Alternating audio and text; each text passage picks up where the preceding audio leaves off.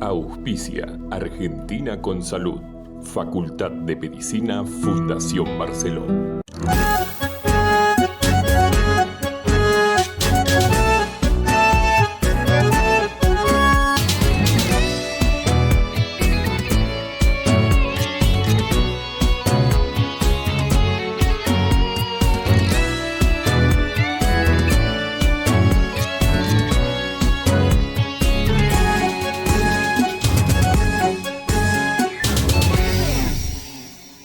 Bienvenidos a un nuevo programa de Argentina con Salud, este espacio que está pensado para llevarte a tu casa toda esa información de actualidad que tiene que ver con la salud, no con la ausencia de enfermedad, sino con todo lo que te hace bien, con todo lo que te da bienestar.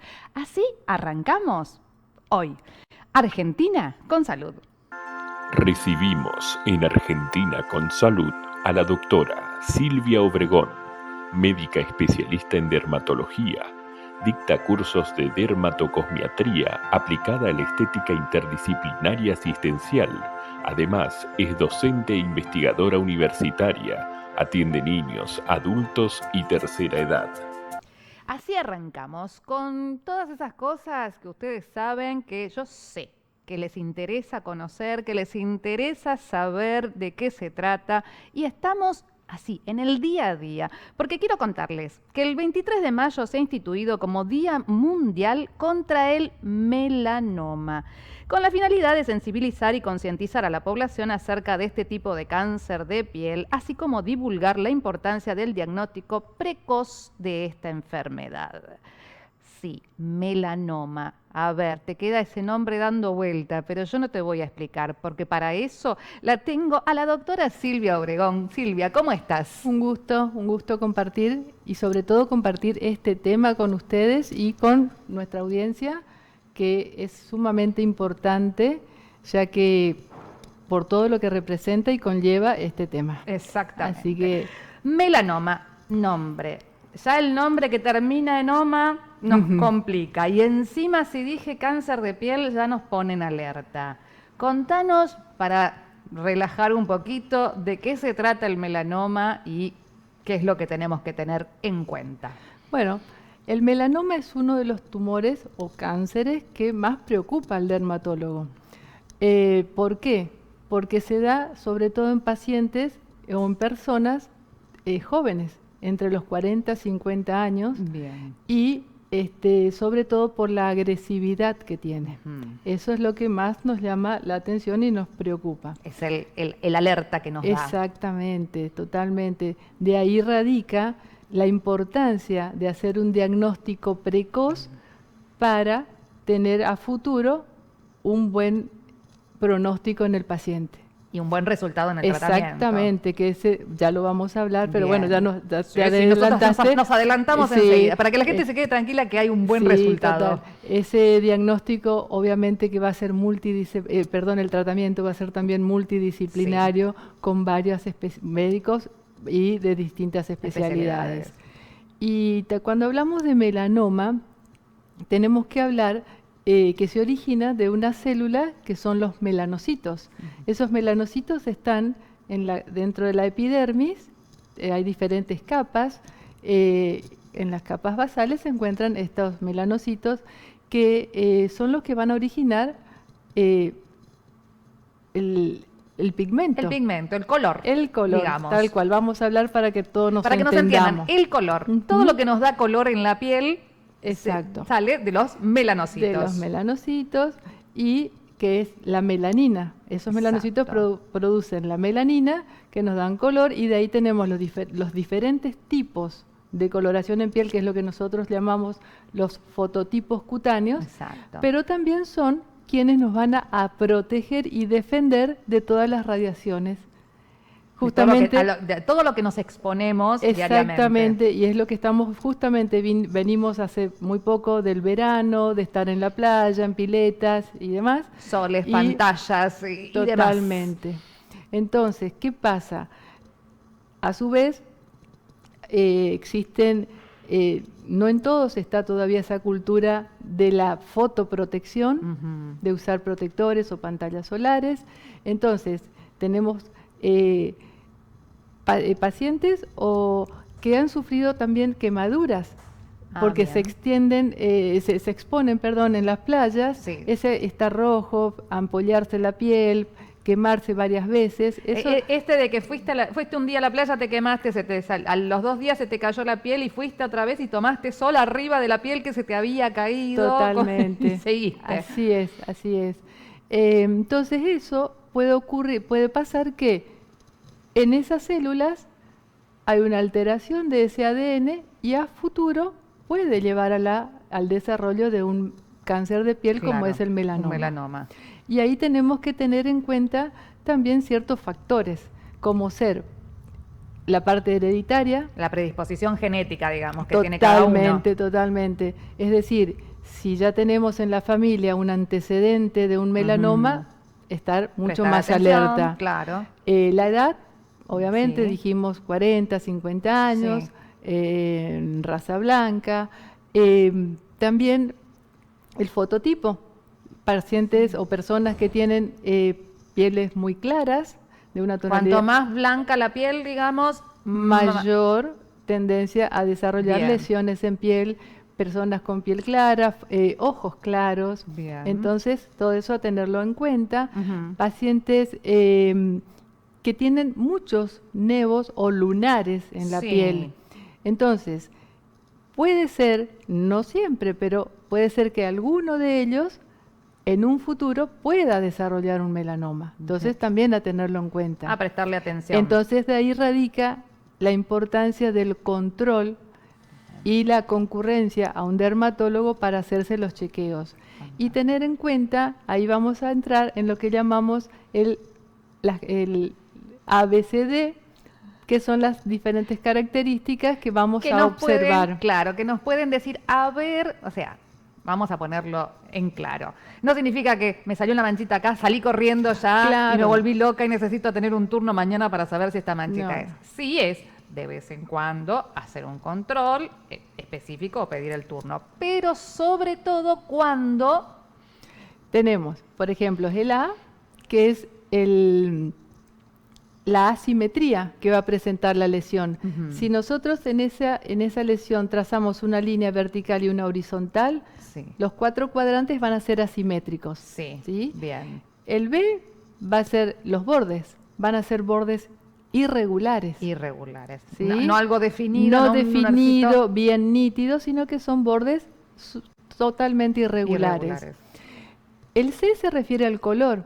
En el Ah. caso de la lesión de un tumor de melanoma, Sí. tiene totalmente diferentes colores en la misma lesión. A Ah. diferencia de otros tipos de lunares o de otros tipos de lesiones donde es homogéneo y es un solo tono. Claro, generalmente uniforme. viste que uno tiene el lunar negrito o Ujú. marroncito, todo parejito. Ahora, si en algún bordecito o en algún lugar ese lunar empieza a tener un color diferente, prestarle atención. Exacto, en ese mismo lunar, en esa misma lesión, Sí. hay diferentes tonalidades. Tonalidades. Puede sangrar, Sí. puede ulcerarse, llamamos, o sea, se lastima para que nos Lastimarlo, entendamos. claro. Eso nos tiene que llamar la atención. Cuando se desgrana o Exacto. cuando son lesiones altas, cuando son esos lunares así más altitos, ¿viste? Que tienen un poquito de Totalmente. espesor y empiezan como Exacto. a romperse y a deshacerse. Después tenemos el D, que es el diámetro, que en Ajá. el caso de los melanomas van a medir mayor a 5 a 6 milímetros. Eso también nos tenemos que estar alertas o llamarnos la atención. Sí. Y el E va a ser la evolución que presentaron los distintos tipos de lunares que tuvimos nosotros, o de nevos, como llamamos nosotros, en el tiempo. Ya sea un lunar que empezó a picarnos, que comenzó a sangrar, que cambió de color.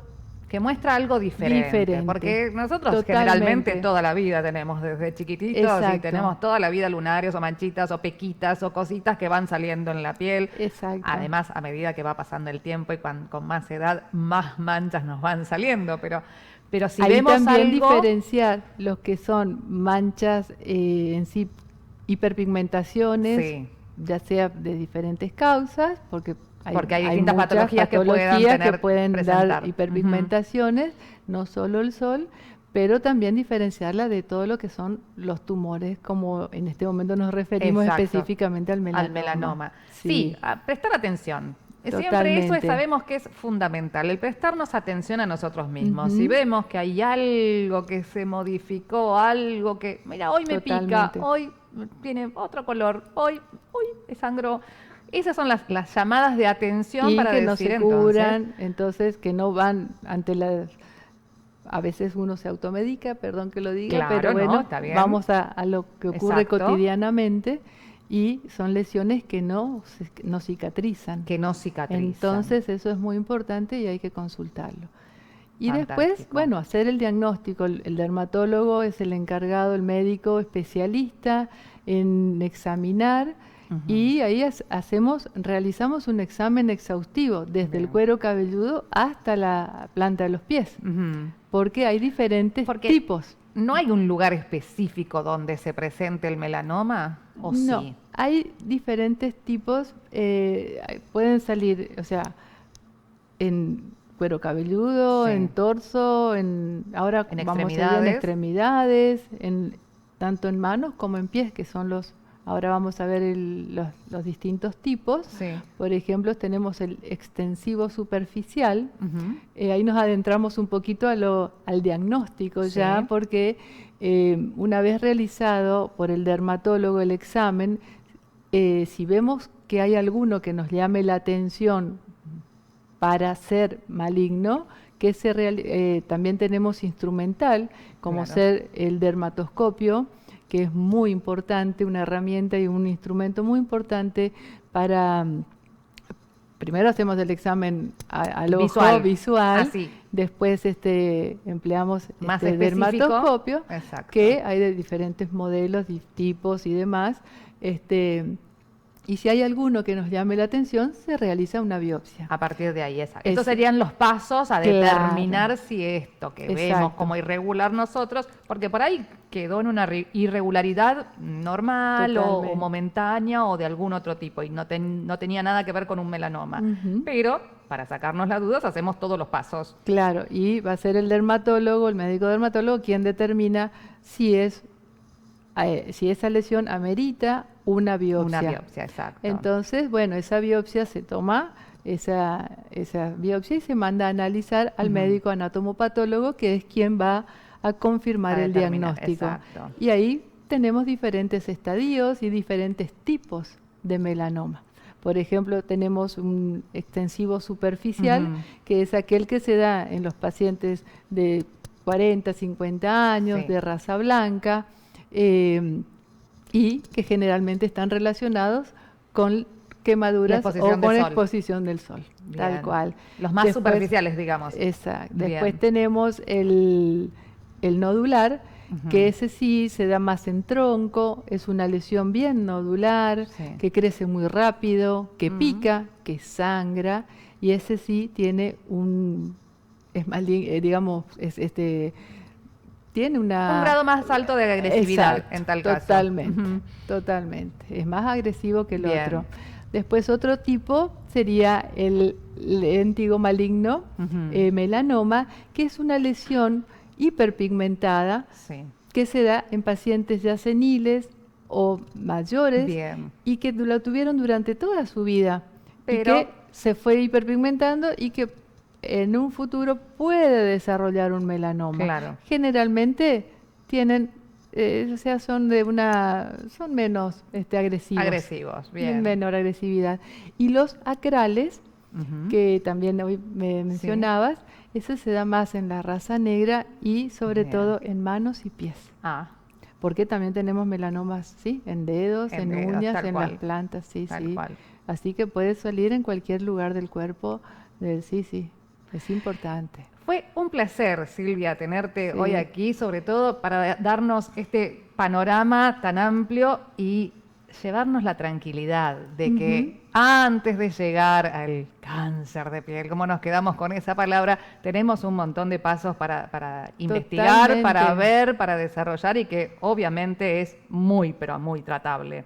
Sí, totalmente. Y bueno, después, una vez que es diagnosticado, empieza el tratamiento multidisciplinario con los médicos y bueno, y sobre todo la importancia de esta charla y que les quede a nuestros televidentes es el diagnóstico precoz.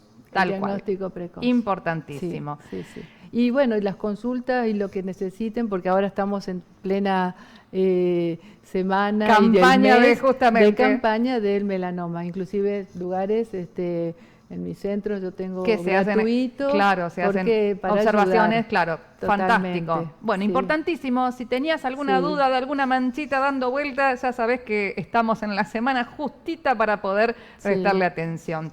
Lo último que te tengo que preguntar, que es la pregunta de Argentina con Salud. ¿Qué es la salud para vos, Silvia? El bienestar que tenemos todos, que tendríamos que tener todos. Que tenemos que lograr todos. Exacto. Sí, sí, sí, sí, es así. Un placer, muchísimas gracias. Gracias Seguimos, por supuesto, con mucho más Argentina con Salud.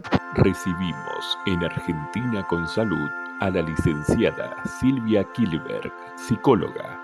Trabajó en el sector público como coordinadora del Programa de Prevención de la Violencia y el Delito del Ministerio de Seguridad del Gobierno de la Ciudad de Buenos Aires y en el equipo de la Defensoría de Niños, Niñas y Adolescentes en el Consejo del Gobierno de la Ciudad de Buenos Aires, Comuna 10. En el desarrollo local, Distrito de Diseño, Barracas, Inclusión Creativa. Además, fue supervisor institucional en asociaciones vinculadas al trabajo en el ámbito judicial, integrante del Departamento de Niños y Adolescentes de Medicus Sociedad Anónima, y en el sector privado se desarrolla en la clínica con niños, adolescentes, adultos, familia y pareja. Y hablamos de actualidad, hablamos de las cosas que están pasando en el mundo, en la escuela, en casa, en todos lados. Porque esto también es salud, claro que sí. No solamente lo que pasa por el físico, también lo que pasa por la cabeza. Y para eso tenemos a nuestra licenciada Silvia Kilberg. Buenas tardes, Silvia, ¿cómo estás? Hola, ¿qué tal, Laura? Gracias por la invitación. Gracias a vos por estar en comunicación con nosotros y queremos hablar de este tema que tanto nos preocupa porque habla de ellos, de los más chiquitos, de los que están más vulnerables. Hablamos de bullying. Bueno, sí, en realidad quisiera hacer algunas aclaraciones. Cuando uno habla de bullying, habla básicamente de acoso escolar, sí, como está en el Vox Populi entendido, ¿no? Es decir, que el ámbito en el que se da fundamentalmente es en la escuela.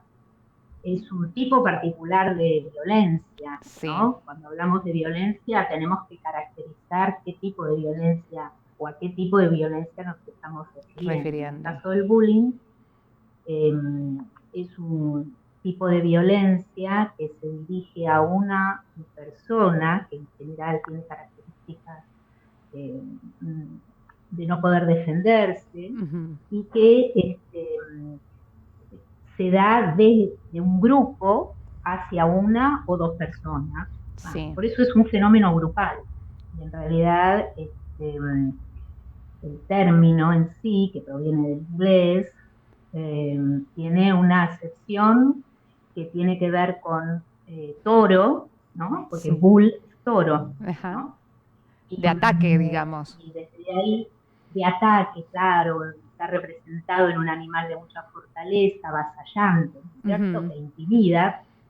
Y to bull, justamente, quiere decir intimidar, ¿sí?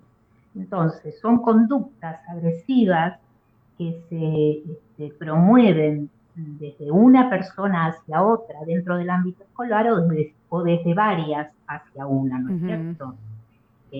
Es como unilateral.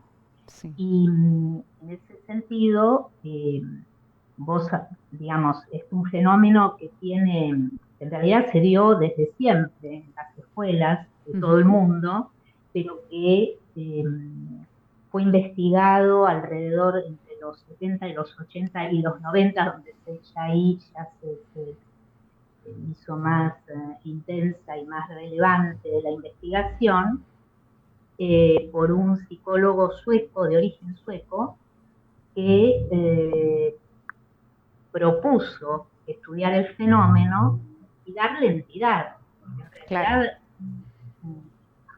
seguramente si nos preguntamos, todos nosotros tenemos algún episodio o algún recuerdo de haber sufrido o de haber visto que alguien sufriera bullying, por supuesto. O sea, es como que se le ha dado entidad ahora, al nominarlo de alguna manera le han dado la entidad de lo que corresponde, porque muchas veces era porque el nene no estaba bien en el colegio, no tenía ganas de ir o le pasaban determinadas cosas, entonces no lo asociábamos con algo específico. Exactamente, es decir, lo que vos estás trayendo es muy interesante porque tiene que ver con cómo detectamos en un niño o en un joven adolescente este padecimiento, ¿no? Claro.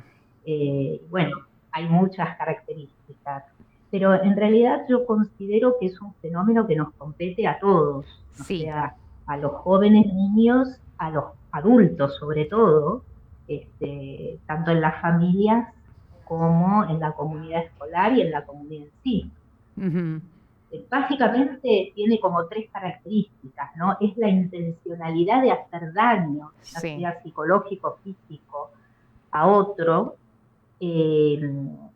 También se tiene que, para que yo pueda hablar de acoso, se da durante un tiempo, se ejerce esta agresión sistemáticamente. Sí, exacto.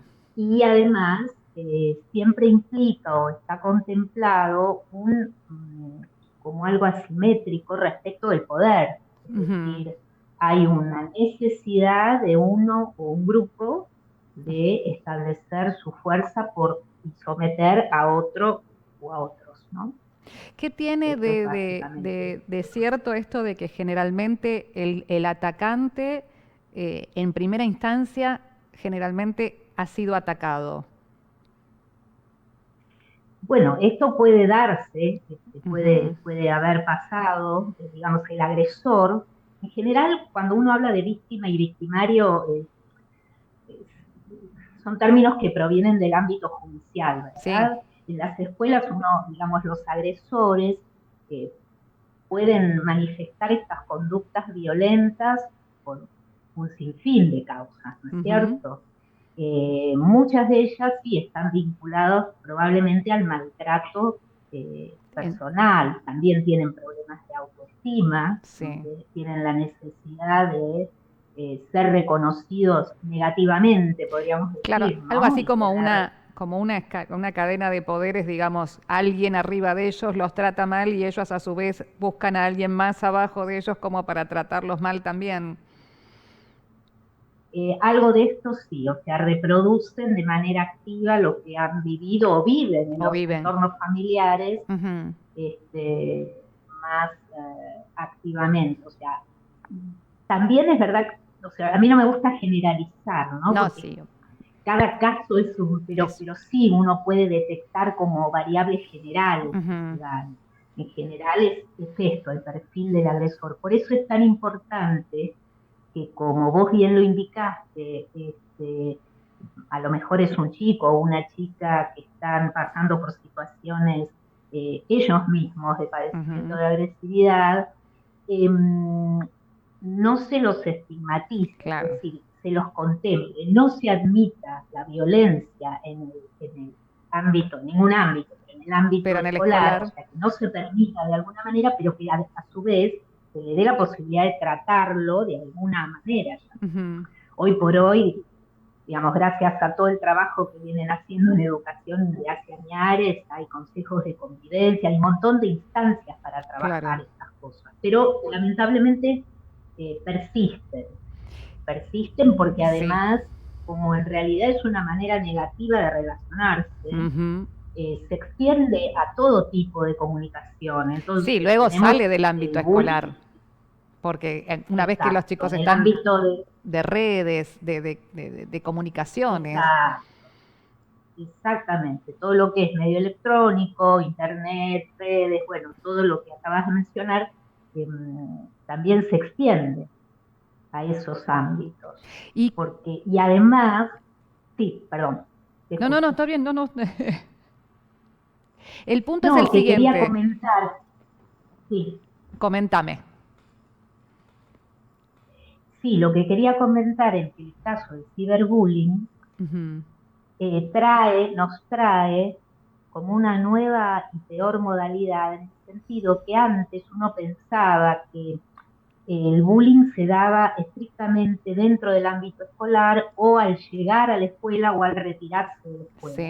Hoy por hoy, con el tema de las redes, es constante, no, es un porque los chicos y las 24/7. chicas se van de la escuela, claro, y se continúa por esas Ujú, instancias, ¿no? ujú, Muchas veces es directo, es decir, los chicos o las chicas reciben insultos, amenazas, provocaciones, intimidaciones, digamos, sí, manotazos, golpes, eso es de manera directa, y de manera indirecta se promueve otro tipo de conductas, como ujú, el aislamiento, como la exclusión, por ejemplo, de claro, grupos. Se suben, estoy pensando en el ciberbullying, que es tan común subir perfiles falsos, claro. como ahora se dice, Un ataque, una insultar, exposición, claro, una exposición constante, un ataque o en subir algo como para ponerlos en ridículo y demás. exactamente, sí, sí. ¿Y qué es lo que Así que bueno, nosotros, que no somos los profesionales, los que estamos en contacto con los chicos cotidianamente, qué es lo que nosotros podríamos hacer en este caso como para, obviamente, no sé si evitarlo, pero por lo menos para entender, para ayudar, para dar una mano, ya sea de un lado o del otro, porque creo que el tratamiento es tanto para el agredido como para el agresor en este caso. O sea, sí, sin estar en la instancia de sí. ser docentes, sin estar en la instancia de ser profesionales, la mamá, el papá, los abuelos, los tíos, ¿qué es lo que podemos hacer? Los padres tenemos un rol fundamental, Ujú, los adultos que acompañan familiarmente a ese niño o niña tienen un rol fundamental que es la apertura al diálogo, ujú. creer en lo que En los lo que nos chicos dicen. plantean. Muchas veces se asocia a que no quieren, porque uno de los indicios, por ejemplo, es que se niegan rotundamente a ir a la escuela, Ujú, pero a la vez eh, están inhibidos en poder comentar qué es lo que está pasando en ese lugar, ujú, porque sienten que a lo mejor pueden tener una represalia mayor. claro, Entonces hay que estar muy atentos y disponibles y con una escucha activa para nuestros hijos, y sobre todo creer, preguntar, y comprometerse, ¿no? ujú, Comprometerse, cuando yo digo comprometerse es, bueno, darle también entidad a la palabra del exacto. niño o Sin niña, juzgarlos, digamos. escucharlos, empezar claro, ir al colegio, preguntar, hablar con el Ujú, docente. ujú, eh, Hay docentes, digamos, este, hay escuelas que trabajan muy bien en este sentido, otras bueno, que por ahí no tanto.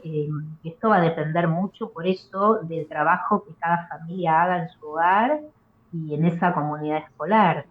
de Y todo, en el caso de los niños y niñas, tener referentes confiables para exacto. poder transmitir lo que les pasa. Bien. Para que Sobre todo en sientan la este mundo. contención. Exactamente, para que se sientan contenidos, escuchados y sobre todo seguros de que Bien. van a poder estar acompañados en lo que Ujú, tengan que hacer, ¿no? Ya ujú. sea hablar con un docente, En bueno, exponer o el con otra caso instancia en el colegio. en exponer el caso.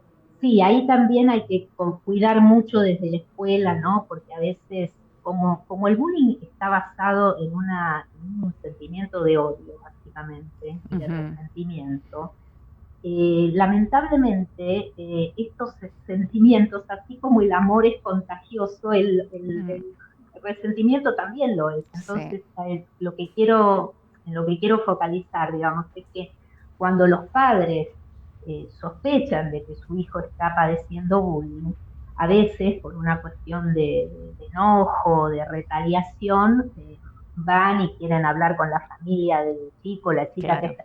Y a veces esto no es lo mejor, ¿no? Porque No, se o sea, generan es como escaladas acrecentar de... este odio o este resentimiento mucho más, digamos. Es como que, a ver, Exactamente. el mismo sentimiento que tiene el chico de no contar para no exponerse, es como que si encima mi mamá le va a decir a la mamá de que yo le dije, es como que después va a ser peor, entonces en vez de generar una gran bola, digamos que hay que trabajar dentro desde la paciencia, desde el hablarlo, desde el comunicarse. Sí. Y desde el respetar digamos, el deseo de ese niño, ¿no? Porque a veces Ujú.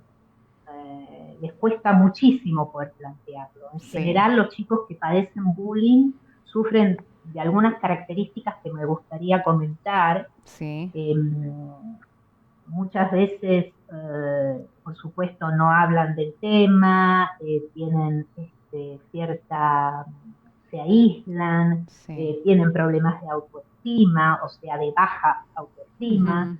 eh, tienen situaciones de ansiedad, situaciones de depresión, muchas veces están irritables, ¿no? Y se vuelven ellos agresivos a lo mejor en el entorno familiar o porque no saben cómo explicarlo, porque no nos olvidemos que estamos hablando de edades tempranas, Sí, digamos, de un niño desde los 8 o 9 años o antes, ¿no? Porque también tiene mucho que ver hasta adolescentes, ¿no? Que tiene adolescencia, mucho que ver lo que hacemos en casa y cómo en casa nos manejamos, tal ¿no? cual, tal Eh, cual.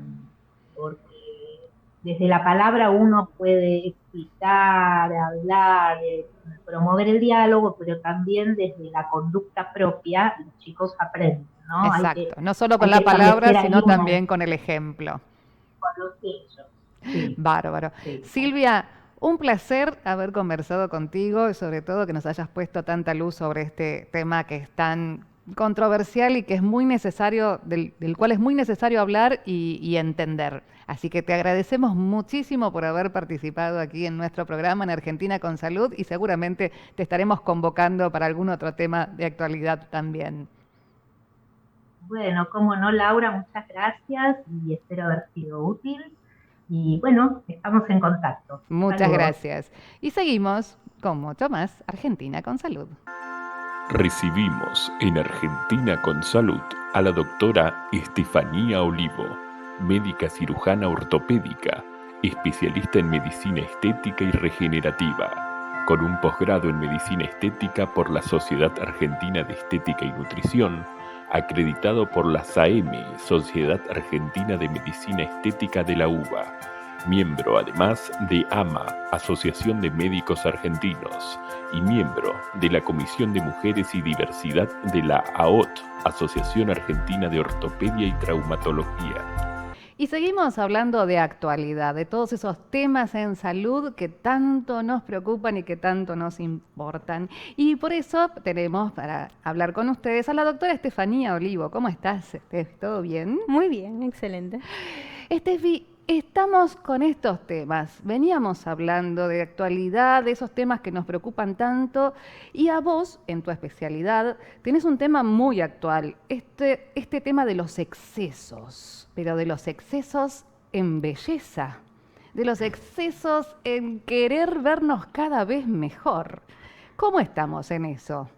Bueno, en los excesos es un tema preocupante en los que nosotros los profesionales tenemos que poner un freno y saber abordarlos y tener un equipo multidisciplinario.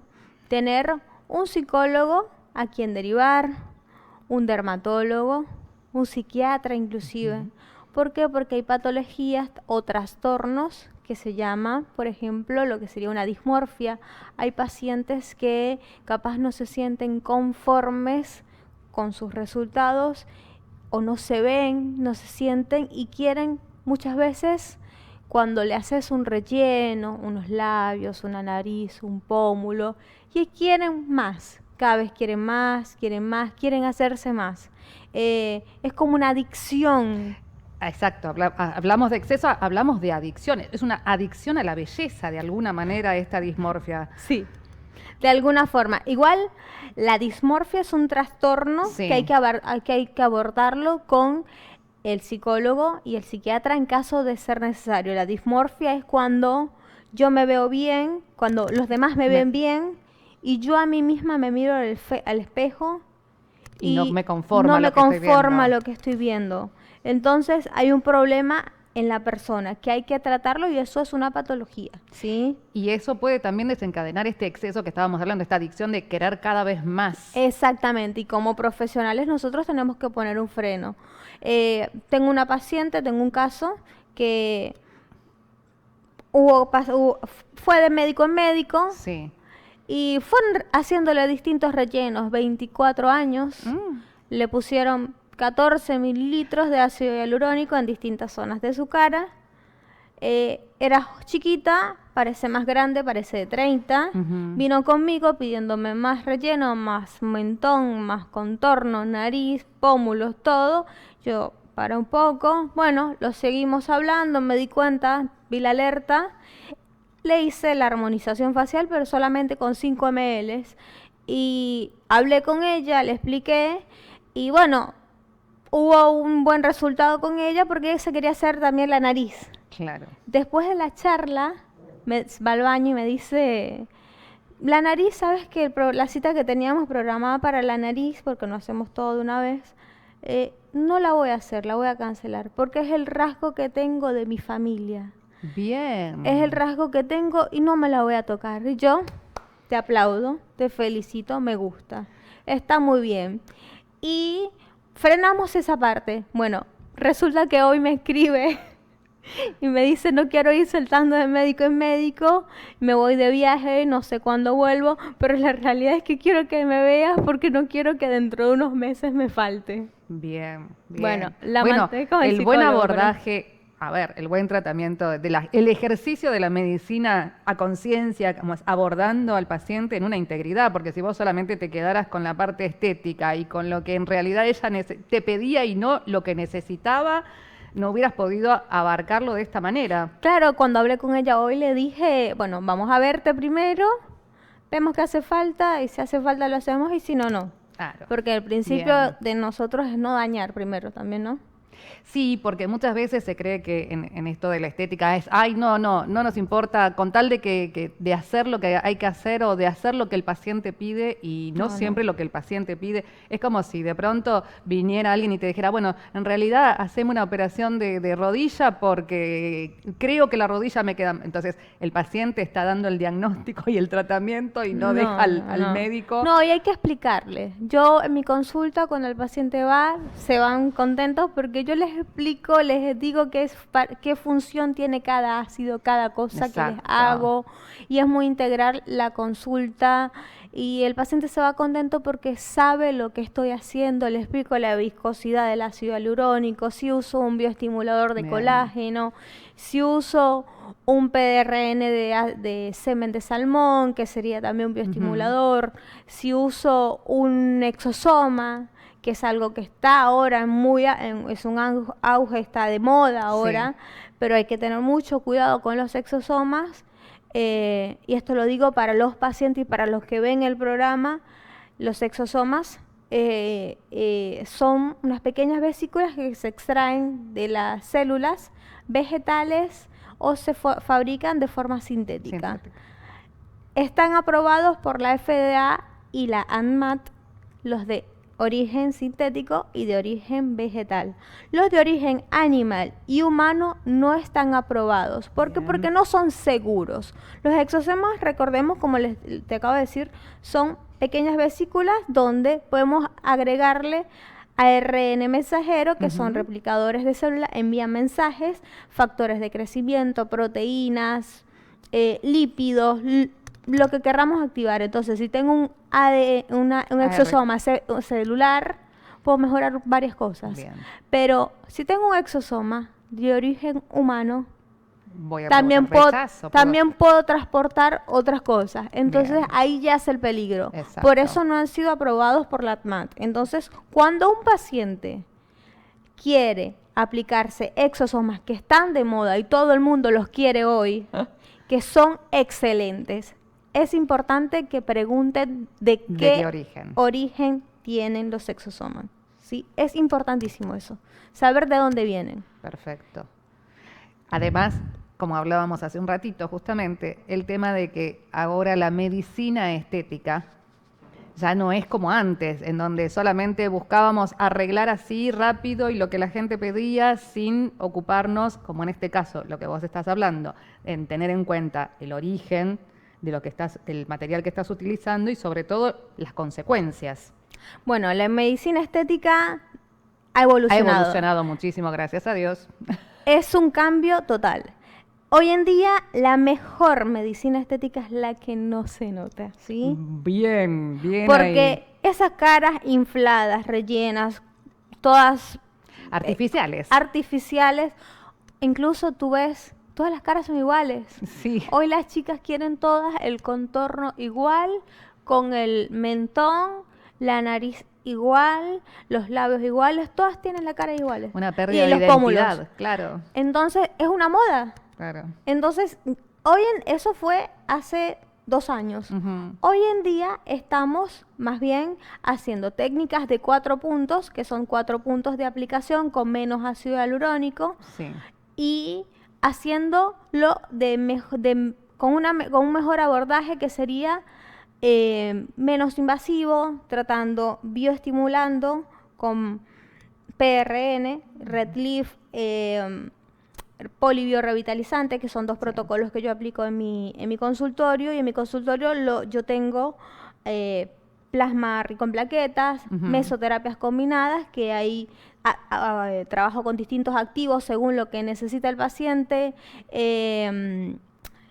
Hay ácido poliláctico, que es un bioestimulador de colágeno de alto peso, que quiere decir que trabaja mucho en el tiempo y bioestimula, y hacemos un efecto lifting, hidroxiapatita de calcio también. Todos estos son, ¿cómo se llaman? Bioestimuladores, que lo que hacen es darle un empujón a las células para que vayan mejorando de forma propia.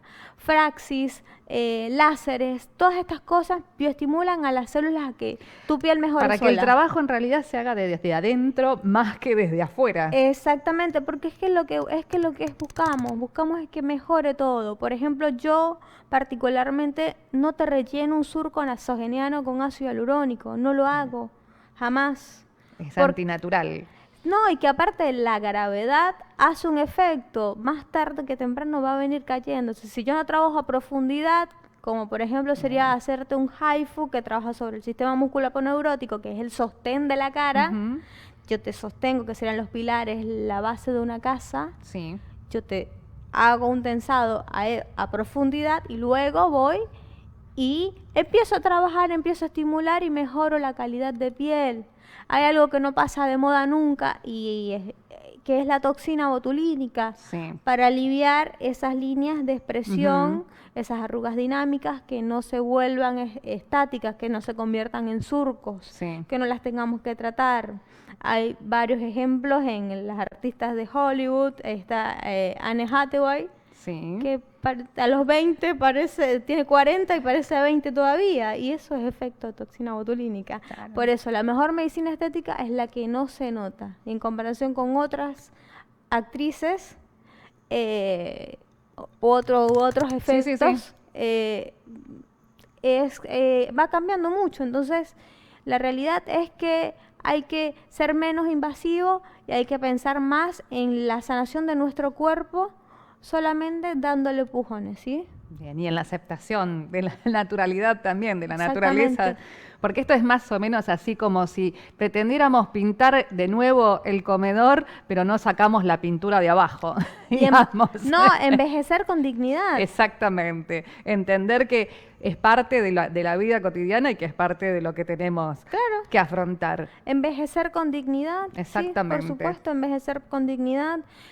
Ahí supongo que hay unas fotos que supongo que se están pasando. Hay unos casos que yo he tratado desde a nivel capilar, trato lo que es la alopecia, el efluvio telógeno, que es cuando se cae el pelo en determinadas formas. Trato patologías de hiperhidrosis, que es la sudoración excesiva en manos, axilas y cuerpo. O sea, la medicina estética va un poco más allá de lo que es de lo superficial. Exacto, solo lo superficial y solo la belleza. Es un placer tenerte, Steffi, así que muchísimas gracias, pero no te vas a ir sin contestarnos la pregunta de Argentina con Salud. Decime, ¿qué es para vos la salud? La salud para mí es todo, ¿sí? Tiene que ver con es un conjunto de mente, cuerpo, espíritu, familia, alma, corazón. Tiene que ver todo, ¿sí? El ambiente en el que estamos, la naturaleza. En la salud, si vos estás bien, para que tu salud esté bien, tu entorno y tu cuerpo tiene que estar sano. Así que la salud para mí es eso, ¿sí? Gracias, 1.000.000 de gracias. Gracias por la invitación. A vos. Y seguimos con más, por supuesto, mucho más, no te vayas porque no sabes todavía lo que me falta mostrarte aquí en Argentina con Salud. Recibimos en Argentina con Salud a la doctora Ludmila García Franco, oftalmóloga, egresada de la Universidad de Mendoza, Argentina, especialista en oftalmología en la Universidad de Buenos Aires y la Sociedad Argentina de Oftalmología, formada en el Hospital Pedro de Lizalde de la Ciudad de Buenos Aires, especialista en patologías de la infancia y estrabismo de niños y adultos. Y estamos aquí con otro tema que también es muy importante, que es la vista que tiene esa connotación tan especial para la salud. Sabemos que es algo muy importante para todos. Y tenemos, por supuesto, con nosotros siempre a un especialista, la doctora Ludmila García Franco. ¿Cómo estás, Ludmila? ¿Qué tal? ¿Cómo estás? Un placer. ¿Todo bien? Un gusto saludarte y que estés compartiendo con nosotros un tema que es muy especial porque es un caso bastante atípico dentro de lo que son las patologías de la vista, pero que hay mucho de eso y también generalmente no se habla tanto. Vamos a hablar de estrabismo. ¿A qué nos referimos cuando hablamos de estrabismo? Bueno, el estrabismo es una patología en la cual hay una alteración en la alineación ocular. Hay un ojo que está como director fijador y el otro ojo está desviando. Pero es una patología, es una condición que no es tan infrecuente, alrededor de más o menos entre el 2 al 4% de la población tiene estrabismo de acuerdo a diferentes estadísticas. Así que parece que no es tan frecuente, pero lo es. Pero hay, sí, es tal cual. Sí. Tenemos sí, muchos pacientes. digamos, a partir de una determinada edad, porque si bien vemos a los chicos cuando son bebitos recién nacidos, vemos que a veces pueden tener una desviación, pero ¿hasta qué momento de su crecimiento podemos determinar que eso es normal o a partir de cuándo ya podemos estar hablando de un estrabismo? Bueno, qué buena pregunta, porque hasta los 3 meses, 4, todavía la visión binocular y la estereopsis se está desarrollando, que es la capacidad de poder ver con ambos ojos en forma simultánea.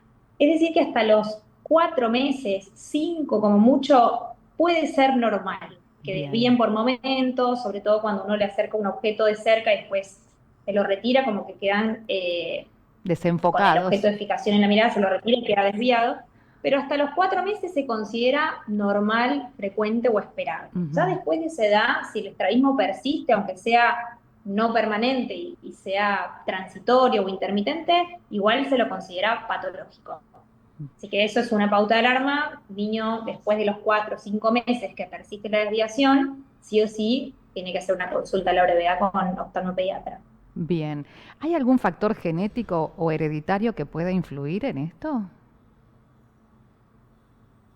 Sí, depende del estrabismo. Dentro de lo complejo y grande que es el tema de estrabismo, existen diferentes causas que lo originan. Sí. Tenemos las congénitas, que bueno, sí, por supuesto tienen un factor hereditario. Y después tenemos las que se adquieren también en edades precoces, que también suelen tener algo genético de base.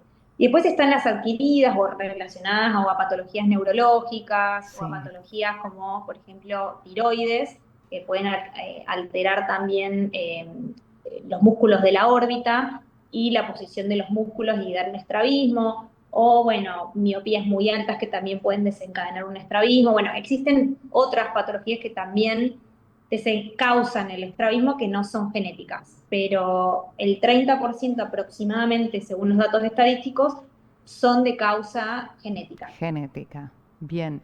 Y a ver, para entenderlo bien, para hacerlo bien coloquial y que la gente pueda entender, estamos hablando de un problema que tienen la musculatura de los ojos cuando hablamos de estrabismo. Sí, es principalmente los músculos, pero también hay algo sensorial, que es la capacidad que tiene el cerebro de poder captar la imagen que viene de los dos ojos. Hay veces que el cerebro no puede fusionar la imagen que viene de Sí. los dos ojos, y a veces esa puede ser la causa, o a Ujú. veces que es solo muscular, o que existe una debilidad muscular, o al contrario, una hiperactividad muscular. Entonces, bueno, puede ser o una causa sensorial o bien motora por alguna alteración muscular. Fantástico. Y en el caso de los chicos, hay algo que siempre hemos escuchado nombrar cuando hablan del ojo vago. Sí. Bien, el ojo vago, se le dice ojo vago al ojo que ve menos que lo que debería respecto a la edad, ¿está? Que puede ser que no existe una causa orgánica, es decir, no hay una lesión, no hay nada que justifique esa disminución de visión más que, bueno, o sea, no hay algo orgánico, no hay daño, sino Sí. que es una falta de estímulo visual que hace que ese ojo vea un poquito menos que el otro. Ujú. Por eso a veces les damos parche en el ojo bueno, en el dominante, para estimular la visión del ojo que es vago y ve un poquito menos. Esa es la función del parche. Pero bueno, eso es más o menos el ojo vago o ambliopía.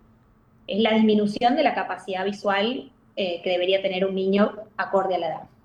Y en este caso, o sea, el estimular a este ojo vago también estaríamos evitando parte de lo que es el estrabismo, esta desviación que hace el ojo como para que pueda...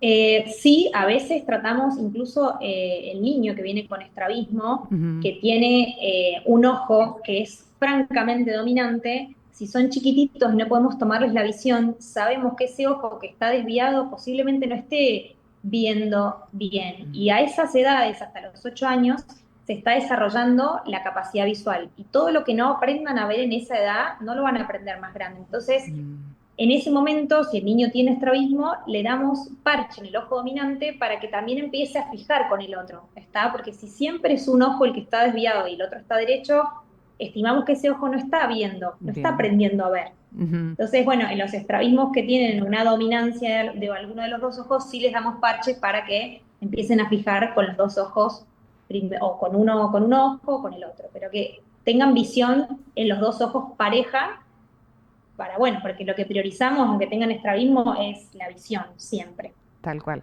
O sea, Y bueno, para a veces puede estimularlo, ser que el paciente no tenga estrabismo. ¿Cómo? para estimularlo sería, digamos, el término, es de estimular a ese ojo Exactamente, es a que... para estimularlo, para enseñarle a ver. Bien, fantástico. ¿Y cómo afecta el estrabismo a la vida diaria? Depende el estrabismo que tenga el paciente, pero hay algunos pacientes que si desarrollan estrabismo en la edad adulta, Ujú. tienen algo que se llama diplopia o visión doble o Ah, confusión de imágenes. Y la verdad que es muy difícil vivir con visión doble porque, bueno, a todo, altera el estado de ánimo. Sí, sí, sí, o sea, capacidades que, bueno, uno por ahí, no sé, manejar, subir las obviamente. escaleras, trabajar, Instrumentos de realmente precisión altera y demás, mucho claro, la sí. calidad de... Exactamente, cálculo de distancias, profundidades, manejo, o sea, realmente impacta mucho en la calidad de vida del paciente. Y Ujú, después tenemos, en el caso de los estrabismos que son de toda la vida o que son congénitos, esos ujú. chicos por ahí no desarrollan visión doble a lo largo de la vida, Pero bueno, ellos sí por ahí tienen un impacto un poco más emocional, ¿no? De cómo repercute el estrabismo en su vida. Realmente les afecta mucho. Son chicos como más introvertidos, son chicos que suelen mirar para abajo, se suelen tapar un ojo, suelen evitar la mirada. O sea que el impacto emocional es muy grande. Es fuerte. Es muy grande. Por eso siempre fomentamos a que las familias abran o discutan estos temas, dejen de tenerlo como un tema tabú en casa, y realmente lo hablen, le pregunten si el niño, la niña o el adolescente eso les influye o les afecta, porque bueno, tiene tratamiento y se puede resolver, entonces está bueno que tengan la oportunidad de poder decidir qué quieren hacer. Y muchas veces no tienen esa oportunidad simplemente porque no se habla en casa y no se les da ese entorno de comunicación. ¿Y dentro de los tratamientos, entonces? ¿Cómo? Dentro de los tratamientos tendríamos... Sí, en cuanto a los tratamientos, bueno, va a depender, depende del tipo de estrabismo, realmente va a diferir mucho entre paciente y paciente, pero tenemos desde uso de parches, que hablábamos recién, hasta cirugía. Bien. Tenemos también ejercicios ortópticos para algunos estrabismos como los estrabismos intermitentes o esto de visión doble de reciente comienzo y poco ángulo, también pueden hacer ejercicios ortópticos. La toxina botulínica, que también se está implementando en ciertos tipos de estrabismos, principalmente en el congénito y en algunas parálisis musculares. Y bueno, la cirugía, que sería como el tratamiento más definitivo, pero bueno, realmente a veces se combinan tratamientos, eso dependerá del paciente. Fantástico. Ludmila, muchas gracias por participar, muchas gracias por traernos este tema que, como decís, a veces se tapa un poquito, se deja como muy de tabú porque no se quiere hablar de ciertas cosas y hay maneras de solucionarlos, hay maneras de abordarlo y es muy importante tratarlo. Sí, así es. Gracias a ustedes por darle entidad a esta patología y de la cual no se habla mucho y los chicos necesitan saber que pueden tratarlo. Muchísimas gracias. Y seguimos entonces con mucho más. Claro que sí, Argentina con Salud. Y parte de la salud es también la historia que nos tiene a todos, que todo nos compromete, porque ¿qué pasa? Somos esa historia que alguna vez vivimos o esas cosas que sucedieron que nos permitieron llegar hasta aquí. Y claro, la memoria esa que tanto nos preocupa perder, la memoria es también la que nos ayuda a encontrar la razón de un montón de cosas. ¿Qué te parece si vamos descubriendo un poquito de la historia de la salud argentina? Los primeros pasos de la salud pública argentina. Todo comenzó cuando en 1780 el virrey Bertis instaló en Buenos Aires el Tribunal del Protomedicato, cuyas funciones y facultades permiten considerarlo el primer organismo de salud pública de nuestras tierras. Fue la institución encargada de la salud pública y de la formación de médicos desde el 17 de agosto de 1780 hasta el 11 de febrero de 1822. También contaba con un tribunal especial para castigar las faltas cometidas por los facultativos y para perseguir a los curanderos. El primer protomédico fue Michael O'Gorman, de origen irlandés, que había estudiado en París y que llegó al Río de la Plata en 1776. En los últimos años de la colonia y los primeros de nuestra patria, la intervención del Estado en la salud fue impulsada por las epidemias y grandes catástrofes, tanto naturales como sequías, inundaciones y terremotos, como humanas, las guerras y revoluciones. En Argentina, los primeros hospitales públicos surgieron para atender a excombatientes de las campañas del desierto emprendidas por Juan Manuel de Rosas. En 1871, una epidemia de fiebre amarilla asoló Buenos Aires. Fue la gota que colmó el vaso en una sociedad que ya había sufrido varias epidemias a lo largo del siglo. Murieron alrededor de 14.000 personas sobre una población de 187.000 habitantes. Algunas de las principales causas de propagación de esta enfermedad fueron la provisión insuficiente de agua potable, la contaminación de las napas de agua por los desechos humanos, el clima cálido y húmedo en el verano, el hacinamiento en que vivía gran parte de la población de Buenos Aires sin que se tomaran medidas sanitarias para ellos, la llegada de los inmigrantes europeos de bajo nivel social y con bajo conocimiento higiénico que ingresaban en forma incesante a los conventillos de la zona más sureña de la ciudad, los saladeros que contaminaban el riachuelo límite sur de la ciudad, el relleno de terrenos bajos con residuos y los riachos denominados zanjones que recorrían la urbe infectados por lo que la población arrojaba en ellos. Durante toda la epidemia se desconoció la causa de la enfermedad y su vector, el mosquito Aedes aegypti, recién descubierto en 1886 por el médico cubano Dr. Carlos Filay. Muchos de los integrantes de las clases más acomodadas abandonaron la ciudad o se desplazaron al norte de la misma, incluidos los que eran en ese momento el presidente de la Nación Domingo Faustino Sarmiento y su vice Adolfo Alsina, quienes huyeron junto a sus ministros y colaboradores más directos, dejando a la ciudad literalmente librada a su suerte. Por esta razón, la ciudadanía se movilizó a la Plaza de la Victoria, hoy Plaza de Mayo, y allí unas 8.000 personas decidieron conformar una comisión popular presidida por el doctor Roque Pérez, quien también fallecería durante la epidemia, que con notable decisión y con acciones de notable heroísmo, trató de llenar el vacío dejado por el gobierno ausente y ocuparse de la situación de emergencia.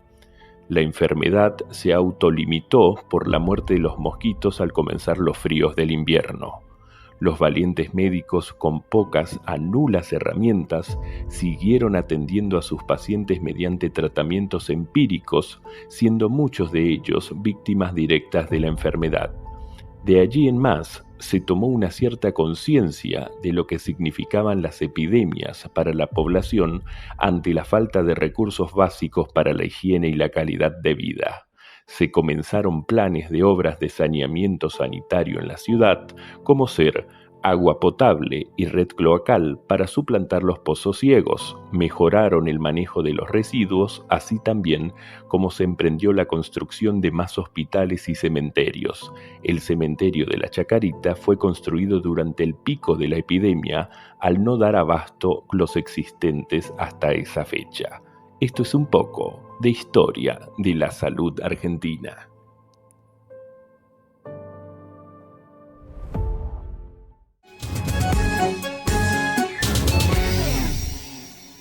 ¿Viste qué rápido que terminó, que se pasó con tanta información, con tantas cosas interesantes que tuvimos para compartir hoy en nuestro programa? Bueno, yo te aseguro que hay mucho más, así que te pido que cada domingo a las 21 horas nos vengas a buscar aquí, a Canal 22, porque te vamos a estar esperando con muchas más cosas interesantes. También nos podés seguir, por supuesto, en todas nuestras redes, Argentina con Salud, allí, a donde nos quieras buscar, ahí nos vas a encontrar. Y te pido que pases, por favor, por www.argentinaconsalud.com, porque allí vas a poder ver tema por tema cada cosa que tratamos y a todos nuestros profesionales. Te digo gracias por acompañarme una vez más aquí en esto tan impresionante que hemos dado en llamar Argentina con Salud. Y te recuerdo que por favor no te vayas a olvidar que cuidarte, prestarte atención a lo que pasa alrededor, todo eso es el primer paso en el camino a la salud. Gracias. Auspicia Argentina con Salud, Facultad de Medicina, Fundación Barcelona.